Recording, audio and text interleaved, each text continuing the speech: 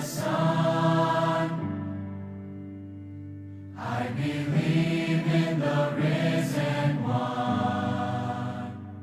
I believe I overcome by the power of His blood. I am Sister Ella, isa pong full-time worker.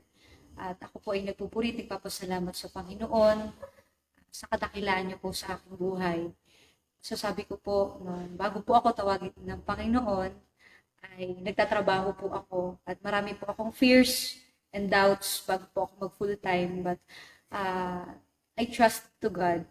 Talagang I challenge myself na sumunod sa Panginoon at nakita ko po yung kadakilaan niya sa buhay ko, yung maraming bagay, mga pagpapala na ginawa niya po sa akin. But nung ako po ay sumunod sa kalooban ng Panginoon, sa calling niya, doon unti-unti, by the grace of God, nakita ko po yung pagpapala sa pagsunod at nakita ko na yung mga hindi ko nabibili nung ako ay nagtatrabaho, siya yung nagpo-provide. And in financially, kahit full-time worker ako, masasabi ko na nakapagbigay pa rin ako sa parents ko. Nakakatulong pa rin ako sa kanila na hindi ko alam sino yung ginagamit. Paano ang Diyos gumagamit ng kanyang instrumento para maging daluyan ng pagpapala sa buhay ko.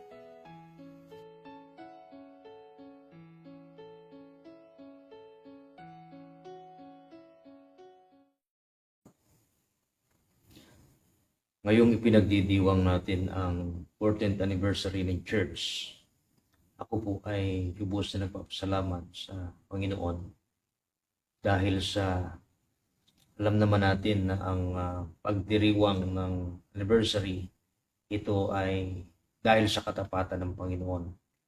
At ako po ay lubos na nagpapasalamat sapagkat kung akin kung babalikan kung paano ho ang pagsimula ng gawain ay hindi ho madali dahil sa marahil ay bilang tao ay limitado yung ating kakayanan at maalaala ko nga sa mga simula ako po ay napunta sa gawain or umawak ng gawain ay kasalukuyang ako po ay nag-aaral ng 2nd taon sa Bible School. Kaya medyo hindi ho madali. At naalaala ko na para lang makumplito ko yung pagpasok sa Bible School ay kailangan kong iwanan ang aking asawa sa loob ng 2 gabi na alam kong hindi safe dahil ang aming tinitirhang maliit na bahay ay walang safe na pintuan, pintana, pero ang meron ay pagtitiwala sa Panginoon. So yung mga simula hanggang sa unti-unti nakagraduate ng Bible School at sa pagpapatuloy ay nagsikap na hindi mo alam kung ano ang mga mararanasang hirap din sa ministry. Pero nagpatuloy at isa pa doon ay naranasan ko na yung aking anak nagkaroon din ng problema. At sa hindi mo lubos mag-isip sa loob ng 8 taon bilang mag-asawa na wala kaming anak. Katapos ay nung magkaanak kami, ay nagkaroon siya ng hindi pangkaraniwang sitwasyon at ang kinakailangang solusyon ay ipaggamot para operahan sa ospital. So hindi madali para sa isang tulad kong nagsisimula sa gawain.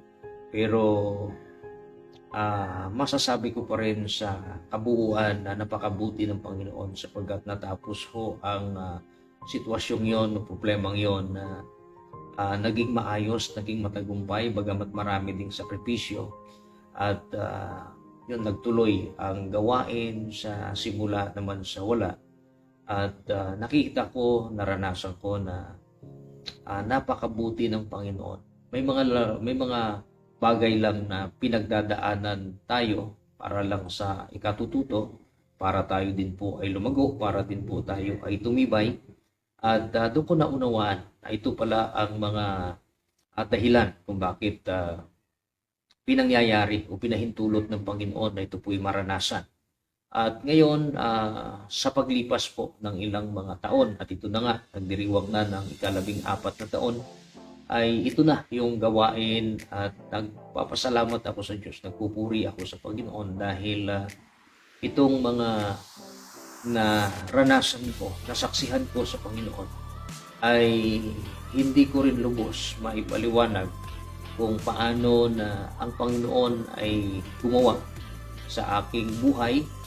At minsan nga naiisip ko na lahat ng mga kapwa ko kamanggagawa, lahat ng church ay nangangarap din.